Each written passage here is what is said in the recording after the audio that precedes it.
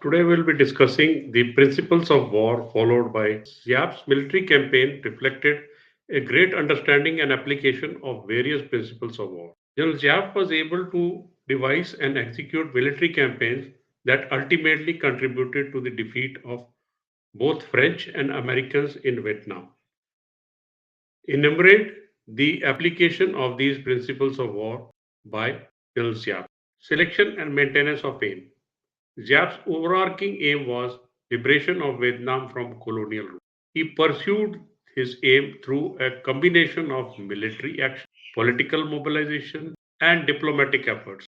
For example, his campaigns aimed to weaken the enemy's resolve and erode their control over Vietnamese territory, ultimately contributing to the achievement of national independence.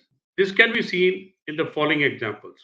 Even when Whitman had an accord with the French after the Japanese surrender, and when the Chinese had landed up, Giap and Ho were very clear that one day they will have to fight the French and push them out. When they found that demilitarized zone is a block for sending the supplies and reinforcements of the troops to the South Vietnam, they created Ho Chi Minh Trail with an objective to use it for ultimate unification of it. The fiasco of Red River Delta did not deter Giap to come back for victory.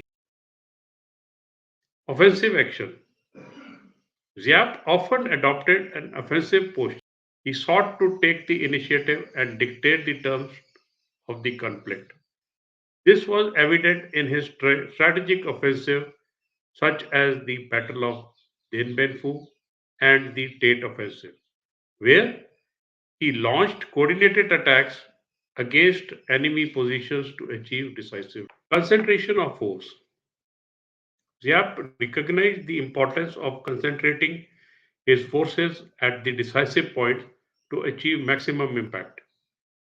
He often massed troops and resources for major offensives, such as siege of French garrisons during the Indochina War or the Tate Offensive, where overwhelming forces were used to overwhelm the enemy.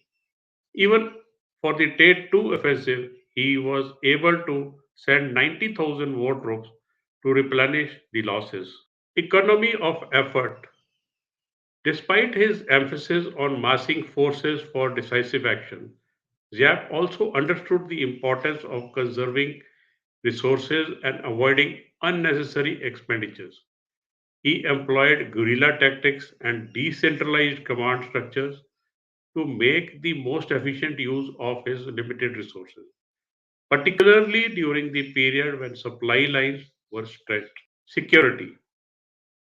Giap prioritized security measures to protect his forces from the enemy reconnaissance, infiltration, and surprise attacks.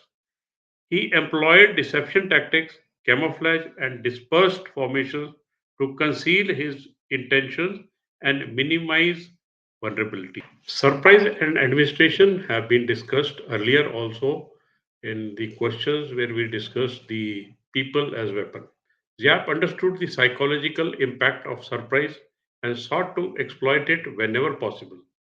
His use of surprise attacks, such as Tate offensive, aimed to shock and demoralize the enemy while seizing the initiative on the battlefield.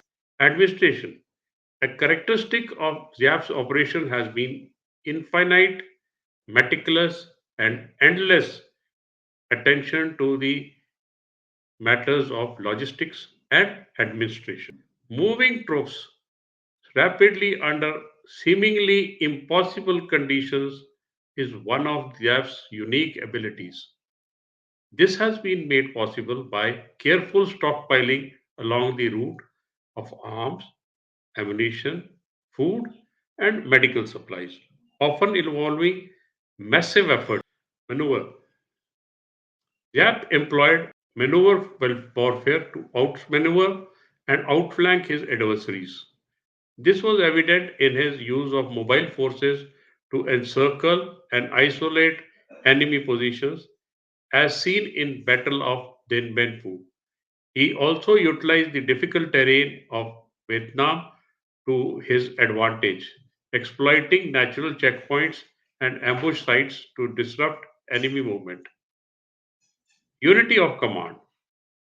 Giap maintained a strong command structure within his forces, ensuring unity of command and coordination of efforts. He effectively integrated guerrilla units, regular army forces, and political cadres under centralized command, allowing for a unified approach to the military. Simplicity. Giap favored simple, straightforward plans and tactics that could be easily understood and executed by his forces. This allowed for greater flexibility and adaptability in the face of changing circumstances, as well as more effective communication and coordination among the units. General Giap's application of principles of war, strategic acumen, combined with the leadership skills and determination, made him one of the most formidable military commanders of the 20th. Thank you.